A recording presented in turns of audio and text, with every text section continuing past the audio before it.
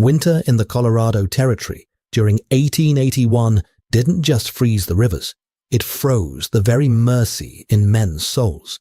Cora Hastings, once the sole heir to a sprawling railroad fortune, now shivered in a dark alleyway, her elegant silk gowns traded for frost-stiffened, filthy rags.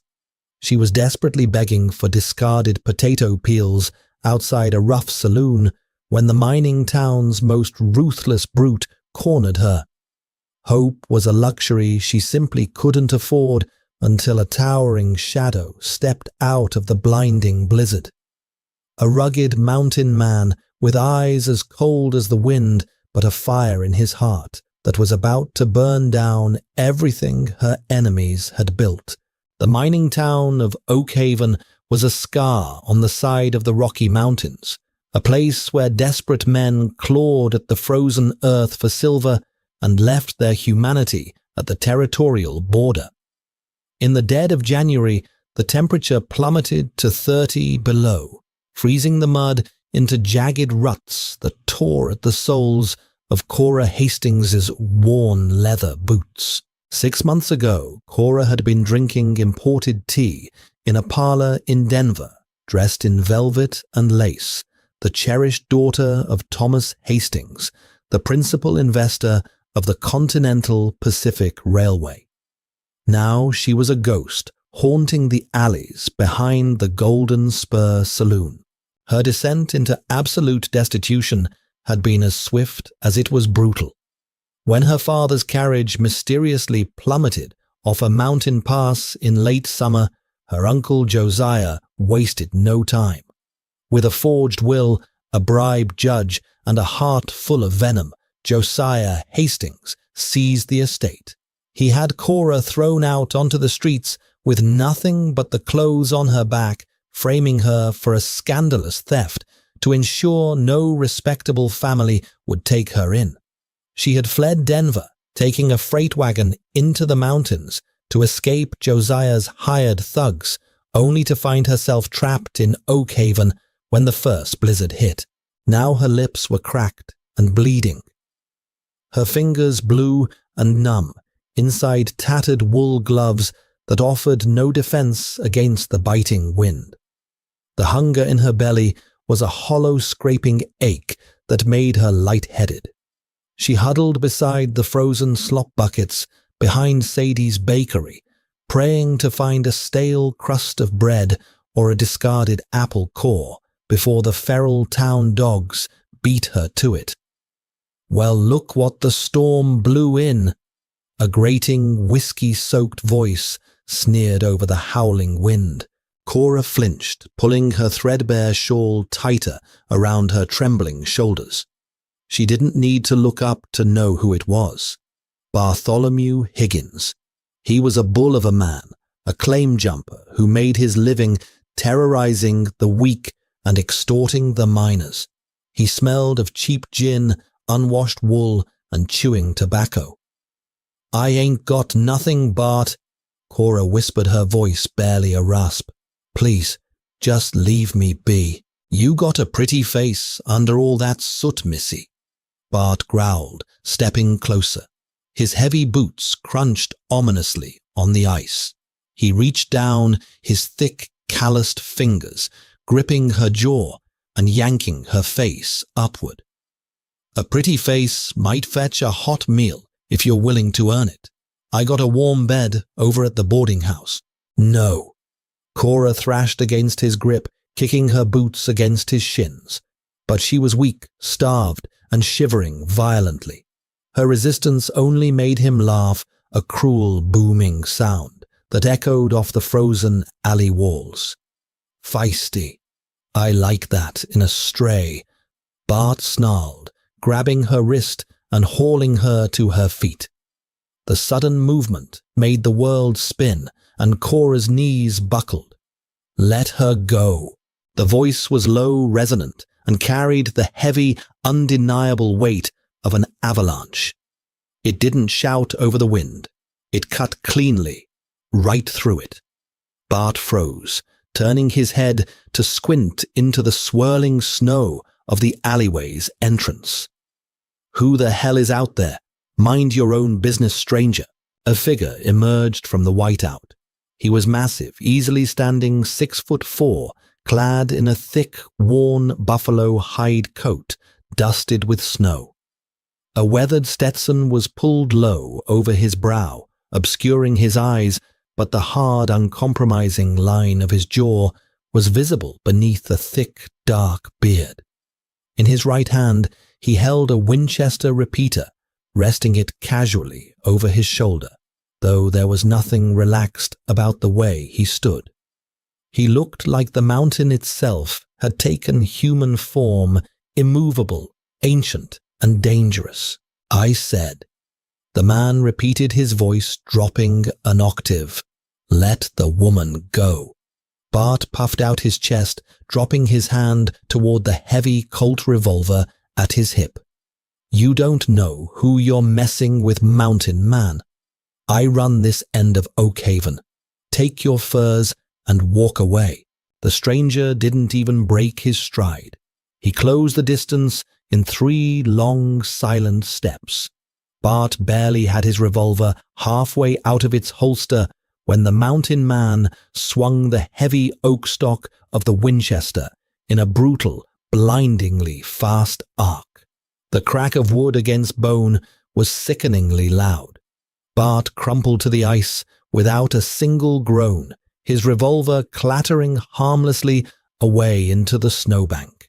Cora backed away, her chest heaving, terrified that she had simply traded one monster for a deadlier one. She pressed her spine against the freezing brick of the bakery wall, watching as the giant of a man slung his rifle over his shoulder and looked down at Bart's unconscious body with utter indifference. Then he turned his gaze to her. Under the brim of his hat, his eyes were a startling, piercing grey, the colour of a winter storm before the thunder hits. He took in her trembling frame, the blue tint of her lips, and the pitiful rags wrapped around her shoulders.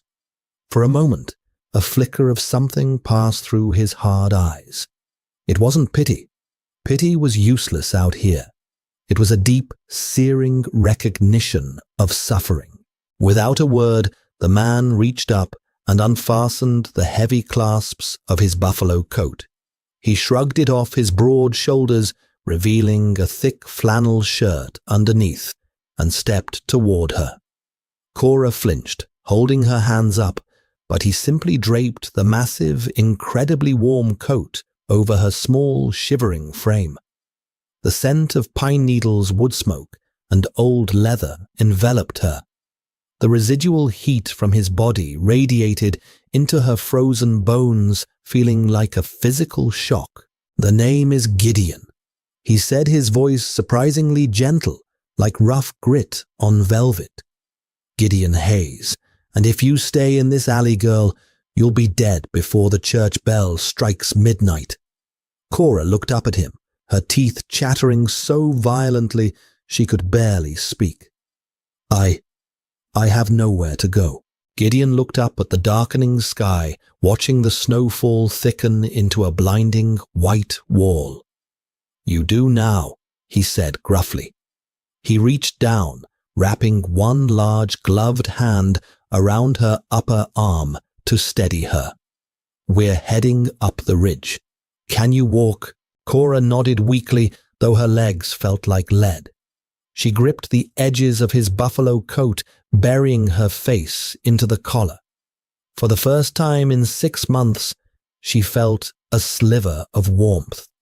And as she followed the shadowy mountain man out of the alley and into the howling blizzard, she realized she was entirely at his mercy.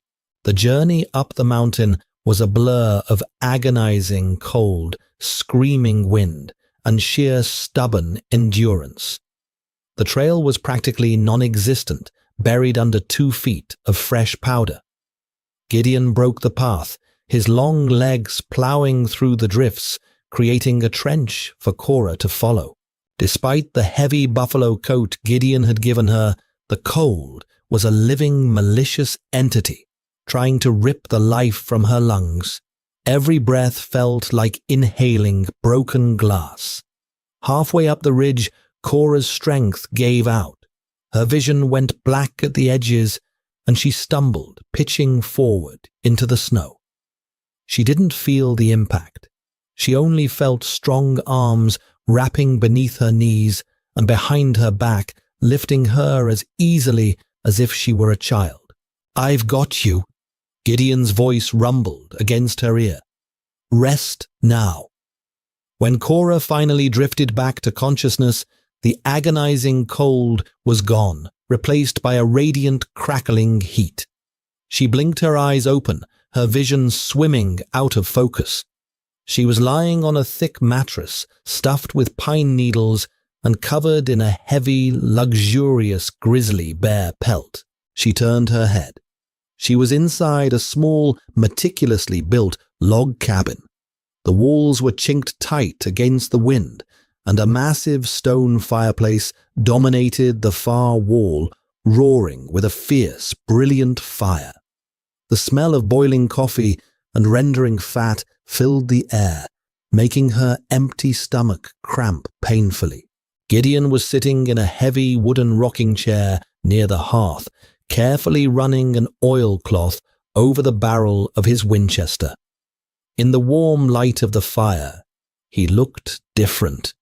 He had removed his hat, revealing thick, dark hair shot through with premature streaks of silver. His face was weathered and deeply tanned, bearing a jagged, faded scar that ran from his left cheekbone down to his jawline. It gave him a dangerous look, yet the way he methodically, carefully cleaned the rifle spoke of a quiet, deliberate patience. "You've been out for 2 days, Gideon said, without looking up, his voice breaking the silence. Cora gasped, struggling to sit up. The bare skin slid off her shoulders, revealing that someone had removed her frozen, soaked outer rags. She was wearing a massive, oversized thermal Henley that swallowed her small frame completely dry. Panic flared in her chest, and she pulled the pelt up to her chin. "My clothes." Gideon finally stopped his work, setting the rifle aside. He looked at her, his grey eyes calm and unflinching. "They were frozen solid to your skin. You were an hour away from losing 3 toes to frostbite. I thawed you out, dressed your feet in snowmelt and grease, and put my spare shirt on you. I kept my eyes closed for the most of it, if that matters to your city pride." Cora swallowed hard, the panic subsiding into a profound, overwhelming wave of gratitude. I don't know how to thank you, Mr. Hayes. I'm Cora Hastings." Gideon stood up, moving to the cast-iron stove. He poured a dark, steaming liquid into a tin cup and walked over to the bed, handing it to her. "Drink it slow. It's venison broth. Your stomach won't hold down solid food yet." Cora took the cup with trembling hands, blowing on it before taking a sip. The rich, salty flavor was the best thing she had ever tasted. She drank it greedily, closing her eyes as the warmth spread through her hollow chest. "Hastings," Gideon mused aloud, sitting back down in his chair. He watched her intently. "That's a heavy name back east, a railroad name." Cora stiffened, gripping the tin cup tighter. I was related to the Denver branch, but that life is over. My uncle saw to that. Josiah Hastings." Gideon said, his voice suddenly dropping an octave, carrying a dark, dangerous undercurrent. Cora's eyes snapped to his. "You know my uncle?" Gideon didn't answer immediately. He stared into the roaring fire, the dancing flames reflecting in his stormy eyes. The silence stretched between them thick and fraught with an unspoken history. "I know of him," Gideon finally said, his jaw tightening. "A man who builds empires over the bones of honest men tends to make a name for himself." Over the next 2 weeks, the blizzard raged outside, burying the cabin under several feet of snow, effectively trapping them together. During that time, a delicate, unspoken rhythm developed between them. Gideon was a man of few words, but his actions spoke volumes. He chopped wood, tended the traps he had set near the cabin, and slowly nursed Cora back to health, feeding her rich stews and salted meats until the color returned to her cheeks and the hollows under her eyes vanished. Cora, desperate to prove she wasn't a helpless burden, took over the cooking and the mending. Despite her blistered healing hands, she learned to bake biscuits on the cast-iron stove and darned the holes in his thick wool socks. One evening, as the wind howled like a wounded animal against the timber walls, Cora sat by the fire, struggling to stitch a tear in Gideon's heavy canvas trousers. Gideon was whittling a piece of pine, the rhythmic shaving of the knife soothing in the quiet cabin. She looked up at him, her curiosity finally overcoming her manners. "Why do you live up here all alone, Gideon? You're obviously educated. I see the books on your shelf, Dickens, Thoreau. You're not just a wild trapper." Gideon paused, the knife resting against the wood. He let out a long, heavy sigh. "Society down there requires a man to compromise his soul, Cora. They want you to smile while they pick your pocket and thank them when they rob you blind. Up here the mountain doesn't lie. It's cold, it's brutal, but it's honest. But to be entirely alone," she pressed gently. "Don't you get lonely?"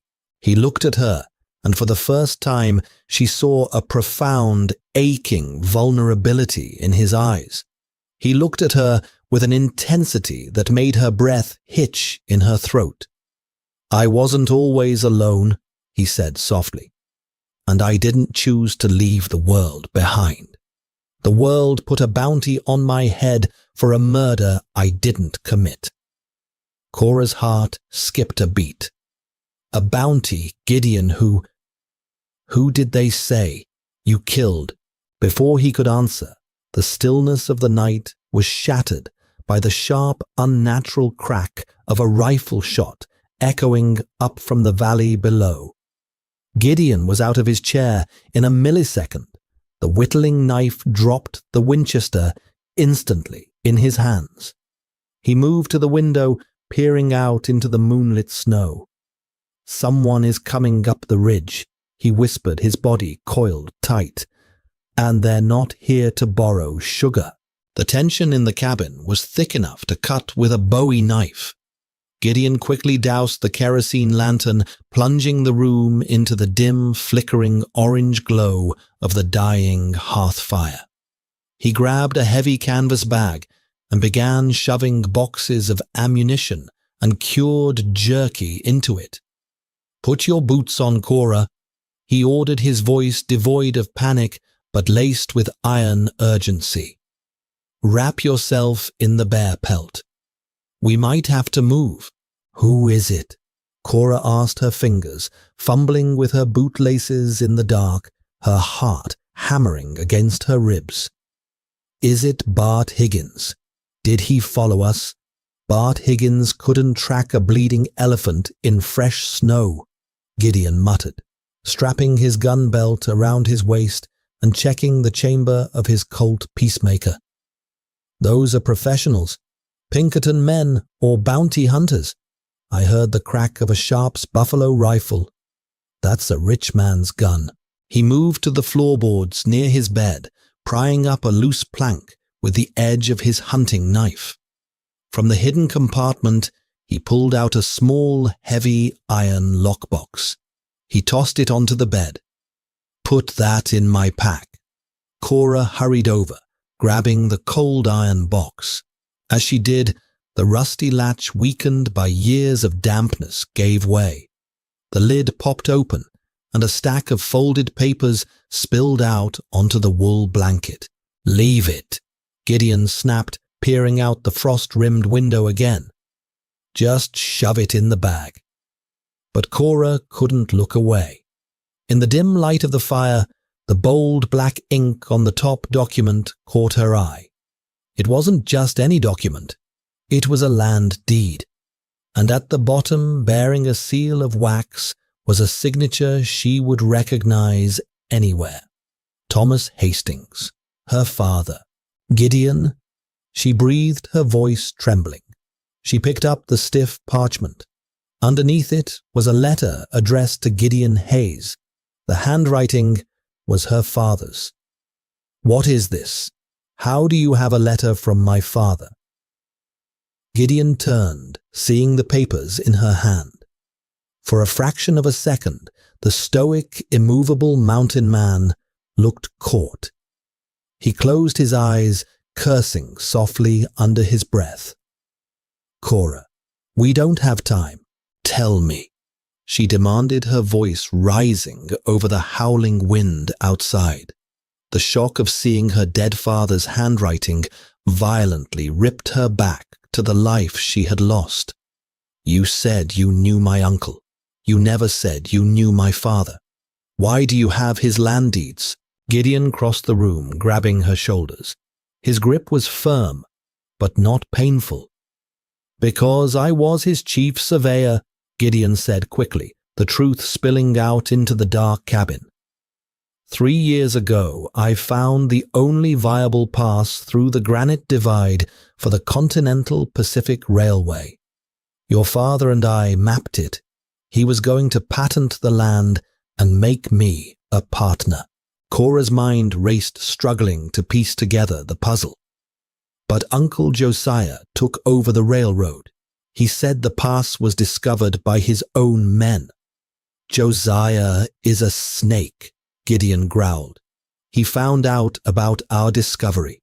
He knew whoever controlled that pass controlled the gateway to the west. He didn't want to share the profits, and he wanted your father out of the way. Josiah hired men to ambush my surveying camp. They slaughtered my crew. I barely made it out alive." Cora gasped, her hand flying to her mouth. "Oh my God." "Josiah pinned the massacre on me." Gideon continued, his eyes burning with a dark, vengeful fire. "He paid off the territorial marshals, branded me a murderer, and put a $5,000 bounty on my head. I've been hiding up here ever since, waiting for the right time to bring this evidence to a federal judge in Denver. And then, your father's carriage accidentally went off a cliff." Tears welled in Cora's eyes. It all made sickening sense. Her father's death wasn't an accident. Her uncle's swift takeover, her own sudden exile to the streets, it was all a calculated, bloody purge. Josiah had stolen her legacy, murdered her father, and ruined the life of the man standing before her. A heavy, definitive thud echoed from the front porch. The heavy crunch of boots on snow followed. "They're here," Gideon whispered instantly, pushing Cora behind the thick stone of the fireplace chimney. "Stay down. Do not make a sound." "Gideon Hayes," a voice bellowed from outside. It wasn't the rough, uneducated drawl of a local miner. It was crisp, authoritative, and laced with arrogance. "This is Silas."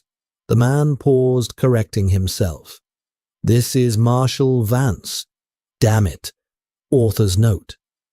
Adhering strictly to constraints, adjusting names dynamically. "This is Marshal Clayton of the Territorial Rangers." The voice outside corrected, booming through the timber walls. "We know you're in there. Hayes Josiah Hastings sends his regards. He wants the papers, and he wants your head. Come out with your hands empty, or we burn the cabin down with you inside." Gideon looked back at Cora. The vulnerability was gone from his face, replaced by the lethal, calculating calm of a predator cornered in its den.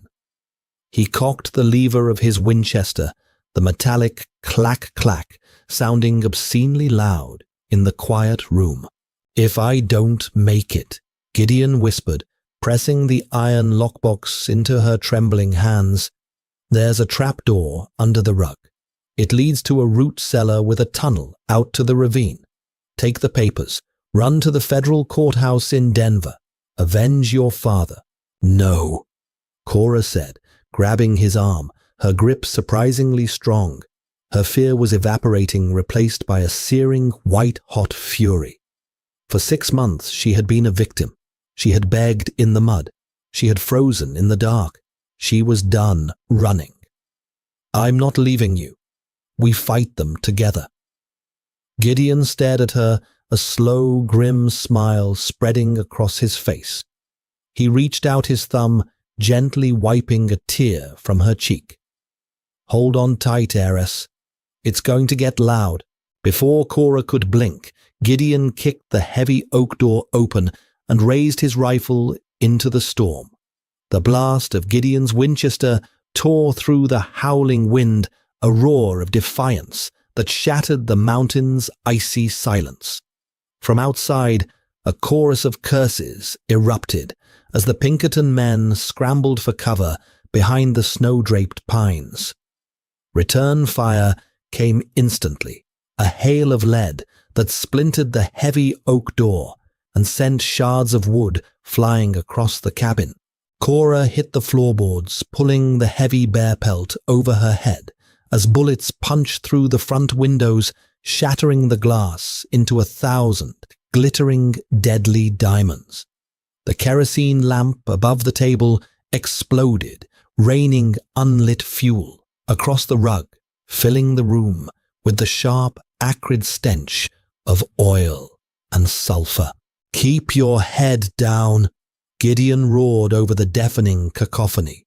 He had positioned himself beside the heavy stone chimney, using its impenetrable mass as cover. With methodical, terrifying precision, he leaned out, fired, and cranked the lever of his rifle. Bang! Clack, clack, bang! A man outside screamed, the sound abruptly cut short, but there were too many of them. Marshal Clayton had brought at least a dozen heavily armed mercenaries, men paid handsomely by Josiah Hastings to leave no witnesses. "Spread out, flank the rear."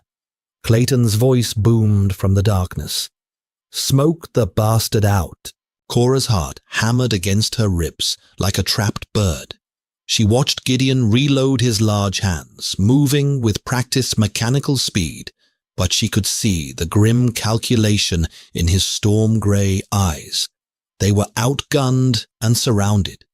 If they stayed, they would die.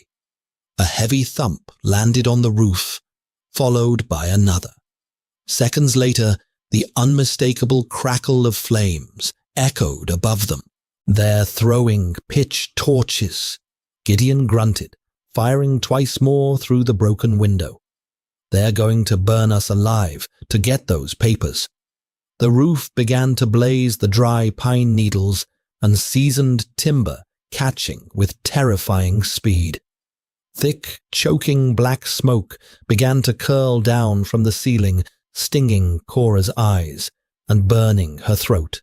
She remembered the lockbox in her hands, the heavy iron pressing into her palms, her father's legacy, the proof of Gideon's innocence. It was all right here. She wasn't going to let it turn to ash, and she certainly wasn't going to let the man who saved her die for it. Cora threw off the bear pelt and scrambled across the floor on her hands and knees, ignoring the bullets tearing through the walls above her. She reached the bed, grabbed the heavy canvas pack Gideon had prepared, and shoved the lockbox inside.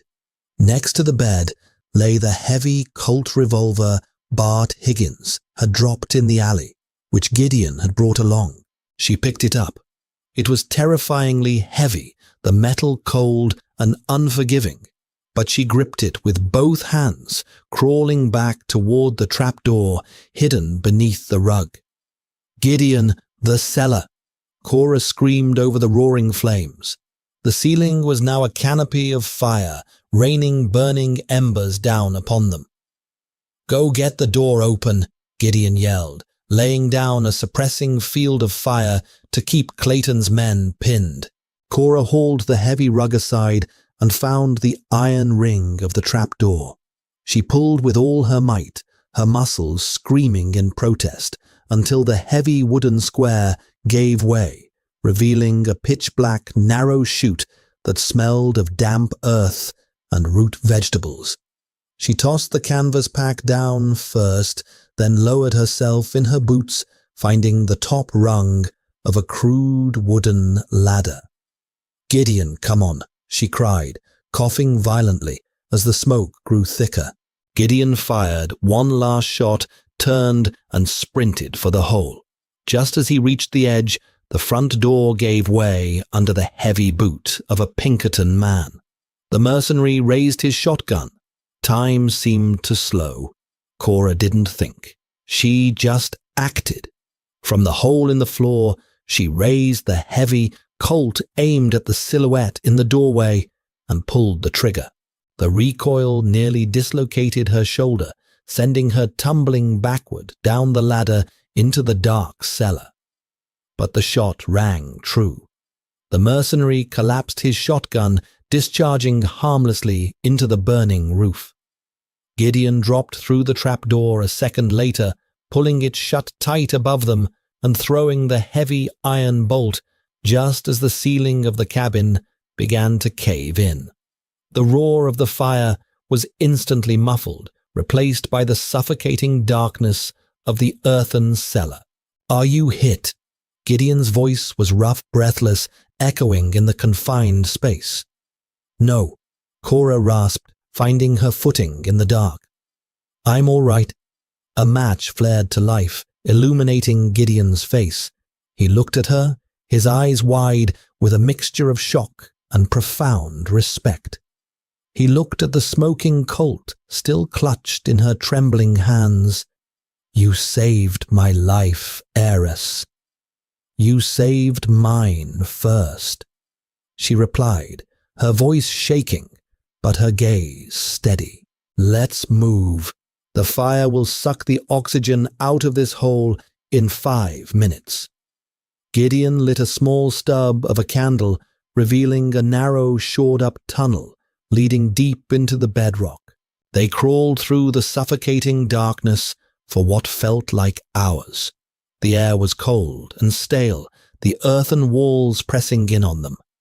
Finally, they emerged through a camouflaged grate into a steep, snow-filled ravine on the far side of the mountain ridge, miles from the burning cabin. The blizzard had broken, leaving behind a pristine, deadly silence under a canopy of brilliant, freezing stars.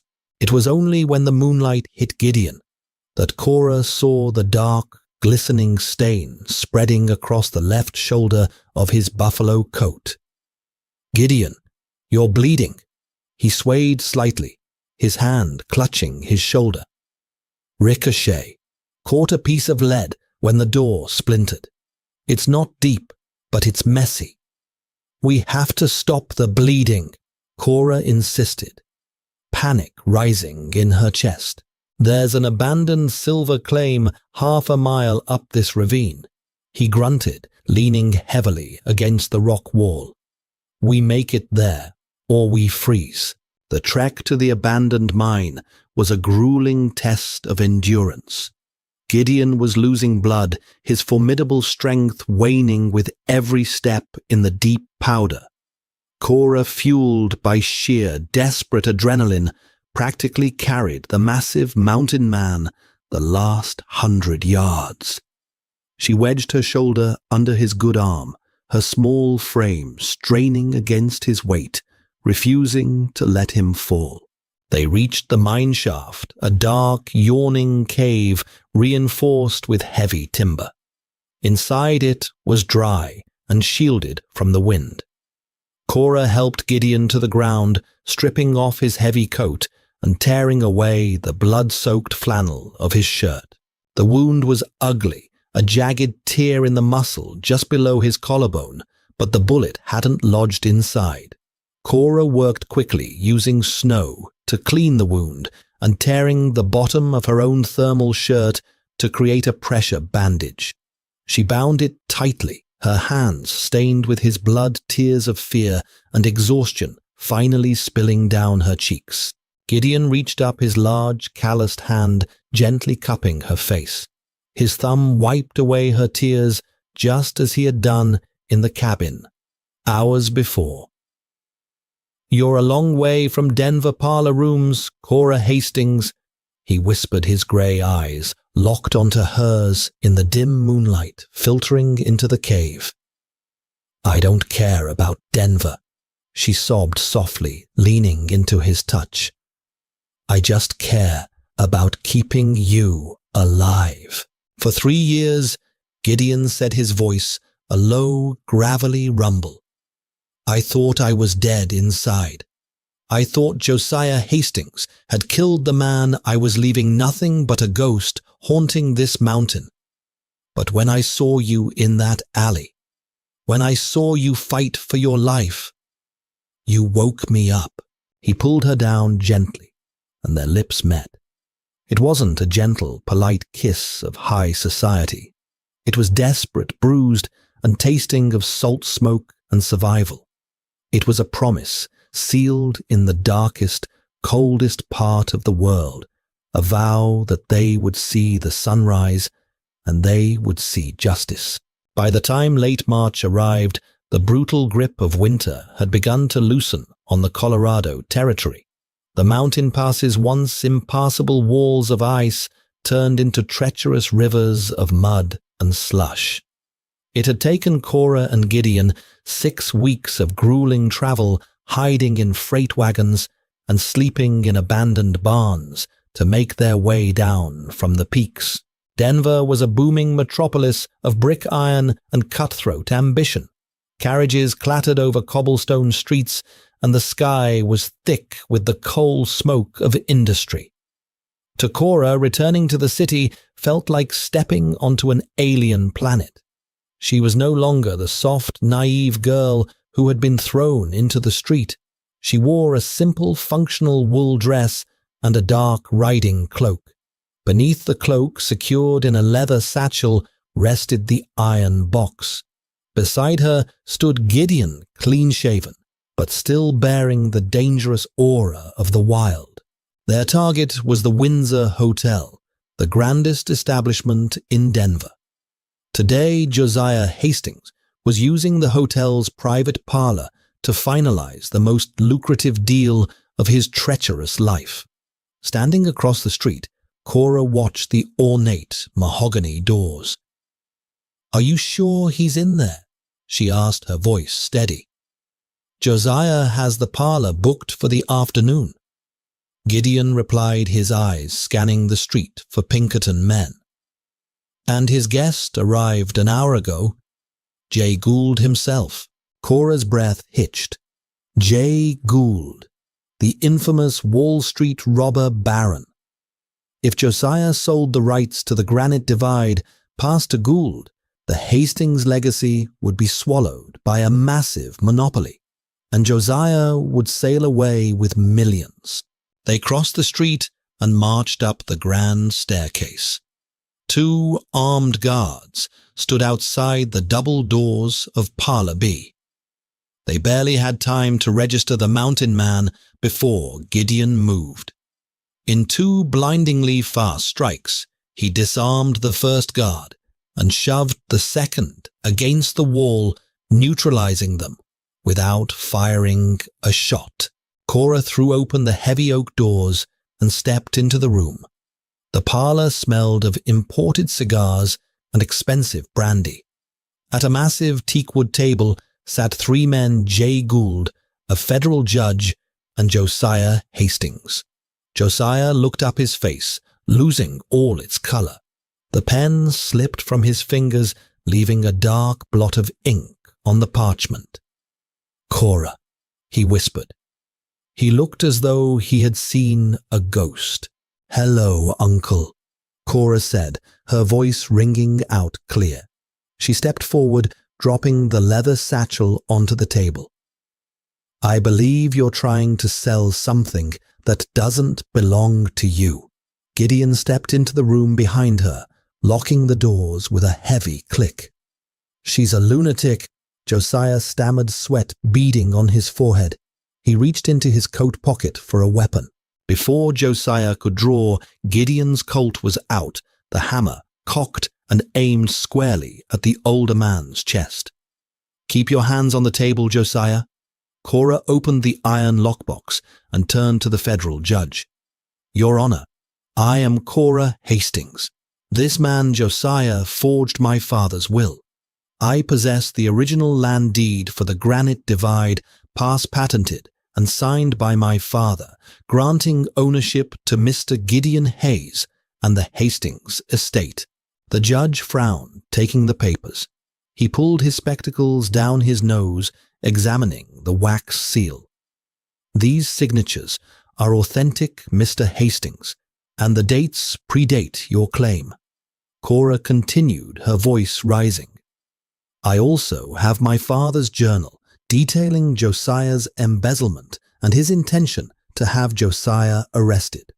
A return that never happened because Josiah had his carriage driven off a cliff." Jay Gould slowly stood up, buttoning his suit jacket. He looked at Josiah with absolute disgust.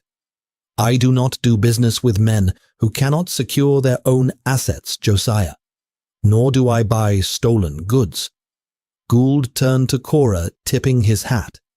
"Miss Hastings, if you ever wish to lease that pass, you know where to find me." As Gould walked out, the judge stood up. "Mr. Hastings, I am voiding this sale. You are under arrest for fraud, grand larceny, and the suspected murder of Thomas Hastings." Josiah let out a feral yell and lunged for Cora, his hands curled into claws. He never made it. Gideon stepped smoothly in front of her, grabbing Josiah by the lapels and hurling him backward into a glass display cabinet. Josiah crumpled to the floor, defeated and broken. 2 weeks later, the scandal dominated the Denver Post. Josiah was awaiting trial, and Gideon Hayes had been fully pardoned. Cora Hastings was legally restored as the head of the Continental Pacific Railway. Standing in the Hastings mansion, Cora looked at the distant snow-capped peaks. Gideon walked in, pulling at the stiff collar of his suit. He wrapped his arms around her waist. "The board of directors wants a meeting at 3, he murmured. "And the mayor invited us to a gala." Cora turned around, wrapping her arms around his neck. "I don't want a gala, Gideon. I want to hire a manager to run the day-to-day operations. And then," she smiled, "I want to go home. To the mountain." Gideon's eyes lit up. "The cabin needs a new roof. It caught fire, if you recall." "Then we'll build a better one," Cora said, pulling him down for a kiss. "Together." They left the mansion behind, heading back into the wild. They had forged a new life in the space between a life built on survival and a love that had weathered the coldest, deadliest winter. And that brings our journey to a close. From the freezing, heartless alleys of Oakhaven to the high-stakes parlors of Denver, Cora and Gideon proved that while the frontier can strip you of everything, it can also forge a bond that is absolutely unbreakable. They reclaimed a legacy stolen by greed and found a home in each other's arms, far above the reach of the world's corruption. It's a reminder that even in the darkest, coldest winter, justice and love can still find a way to bloom. If you were moved by Cora's resilience and Gideon's unwavering strength, make sure to show some love.